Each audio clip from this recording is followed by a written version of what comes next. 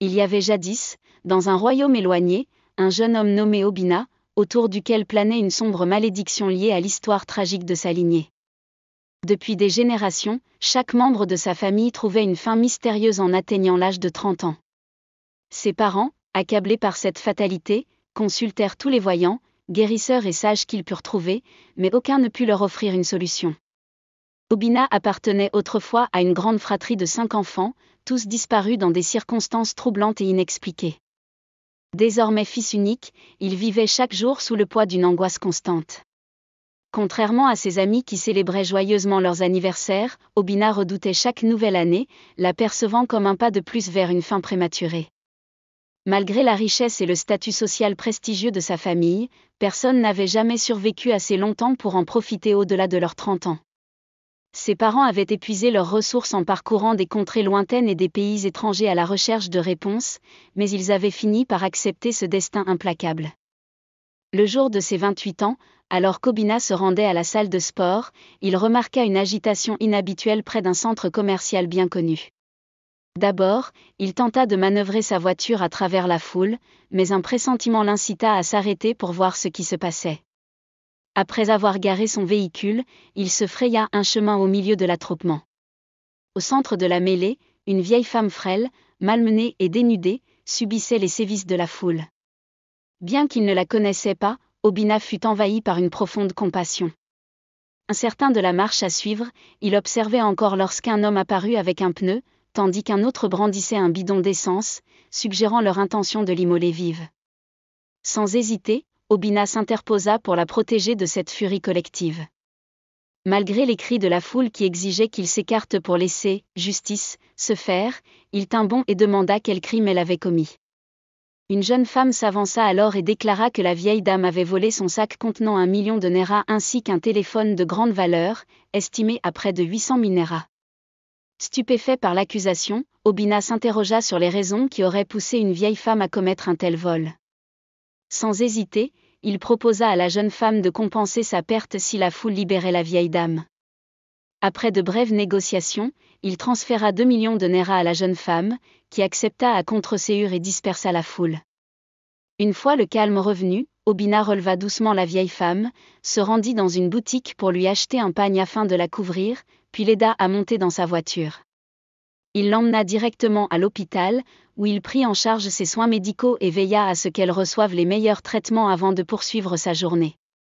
Après son entraînement à la salle de sport, il revint à l'hôpital pour s'assurer qu'elle allait mieux. Lorsqu'il entra dans sa chambre, il trouva la vieille femme consciente et apaisée, qui lui adressa des mots empreints d'une gratitude infinie. Alors qu'il s'apprêtait à partir, elle lui saisit la main et prononça des paroles troublantes. « Je connais la peur qui te ronge, jeune homme. Tu crois que ton temps est compté. » Sidéré, Obina resta figé. En dehors de sa famille, personne n'était au courant de la malédiction. Déconcerté, il demanda « Comment peux-tu savoir cela ?» Elle répondit calmement « Je suis la fille d'une voyante. Parce que tu m'as sauvée, je suis ici pour t'aider. Écoute attentivement, car ce que je vais te révéler peut tout changer. Pour détruire un arbre, il faut s'attaquer à ses racines. » Avec un mélange de curiosité et d'appréhension, Obina s'assit pour écouter la vieille femme. Sa voix, faible mais empreinte d'une étrange autorité, continua. Il y a longtemps, dans ton village d'origine, vivait un homme nommé Go, un de tes ancêtres. Lui et son meilleur ami, mais, partageaient une vie de pauvreté et de rejet. Fatigué de cette existence misérable, Go proposa un jour à Mé de chercher le sanctuaire d'Ikuku, réputé pour offrir des richesses infinies. Mais, effrayé par les forces occultes, refusa d'abord catégoriquement, mais tout changea après un drame. La mère de Mé tomba gravement malade et mourut faute de soins. Dévasté et désespéré, il finit par accepter de suivre Go. Les deux amis se rendirent au sanctuaire, où ils rencontrèrent un gardien mystérieux. Celui-ci leur promit une richesse incommensurable, mais à un prix terrible, ils devaient trouver chacun une jeune fille vierge, lui ôter la vie, puis enterrer son corps sur leur propre terre. Go, animé par une ambition sans limite, exécuta le rituel dès le lendemain. Il trouva une jeune fille au bord du ruisseau et accomplit l'horrible acte. Mais, hésitant, finit lui aussi par céder sous la pression de Go. En quelques semaines, les deux hommes virent leur fortune s'élever de manière fulgurante, attirant admiration et jalousie. Mais 6 mois après, May mourut dans des circonstances mystérieuses.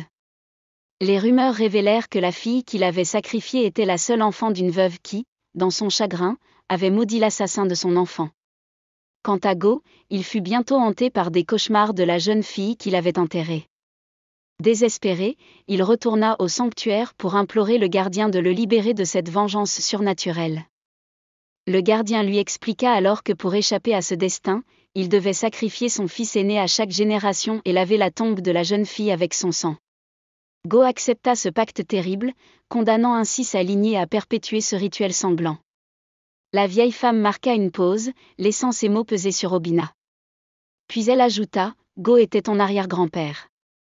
Et lorsque ton père a refusé de sacrifier son fils nouveau-né, il a brisé la chaîne du rituel, mais a transféré la malédiction sur tous les membres de sa famille, mourir avant d'atteindre 30 ans. » Obina, terrifiée et accablée, se jeta à genoux, « Que puis-je faire ?